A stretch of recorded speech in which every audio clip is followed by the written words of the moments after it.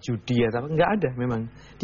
Dia betul-betul menurut saya sih mengalami pertaubatan bahwa dia merasa bersalah atas perilaku masa lalunya, iya kan itu loh. Tetapi kalau di sini pada konteks pembinaan mestinya orang-orang seperti ini harus ada remisi. Orang-orang seperti ini harus ada pengampunan entah dari hukuman mati menjadi seumur hidup. Ketika akhirnya eksekusi itu sudah ada tanggalnya, ketika kemudian seluruh prosesi menjelang eksekusi itu sudah berjalan, apa penyesalan terbesar yang dialami baik oleh Sumiasih atau oleh Sugeng, Charles? Saya melihat bahwa mereka jelas paham bahwa menghilangkan nyawa orang itu, apalagi orang-orang yang memang dekat, mereka menyesali itu. Tapi mereka minta juga bahwa kasus mereka ini dijadikan pelajaran, tidak saja terhadap hukuman-hukuman mati yang kita lihat hari ini akan banyak juga dialami oleh pemerintah. Dia minta, dalam bahasa saya, kok Anda masih bisa ya berpikir untuk pemerintah ke depan. Dia minta, sekali lagi ada ketegasan. Kalau memang mau dihukum mati, kasihlah 4, 5, atau 3 tahun, langsung eksekusi. Anda berada pada saat eksekusi itu, Anda menyaksikan? Saya tidak tega lah. Saya tidak tega, tetapi saya ketika pasca eksekusi mayatnya ada di rumah sakit, saya tahu kondisi sekujur tubuhnya, baik itu Bu Sumiasih dan juga saya lihat, dan saya mengikuti proses pemakamannya sampai selesai, dan di situ kelihatan sekali bahwa Mas Sugeng menurut saya tidak siap karena mungkin usianya masih muda.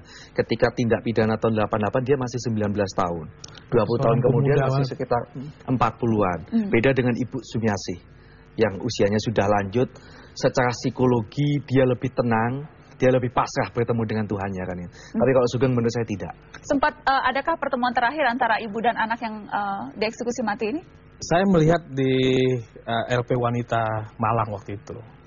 Bertemulah akhirnya antara Sugeng dengan Ibu Sumiasih yang diprakarsai kalau tidak salah waktu itu oleh kepala LP Wanita itu. Nah, disitulah saya melihat di antara kedua ini ada hal yang sangat humanis hubungannya. Sugeng beragama Islam, sedangkan ibunya adalah beragama Kristen, Nasrani. Tapi ketika seibu minta, ayo dong ikut kebaktian, dengan santun Sugeng bilang, Bu, saya beragama lain dengan ibu.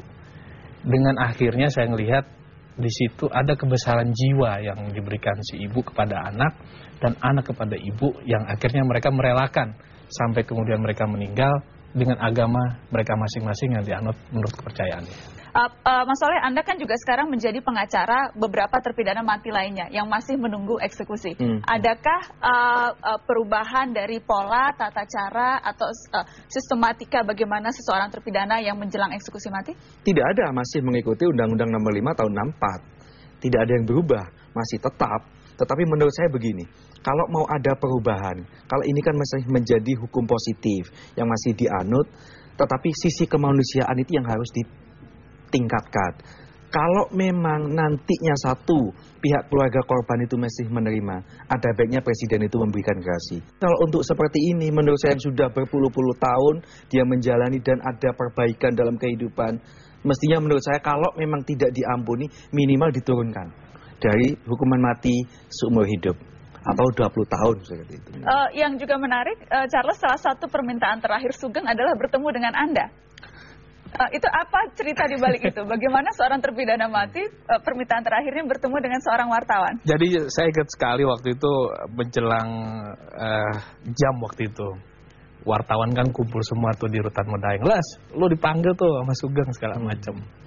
Sugeng ingin menitipkan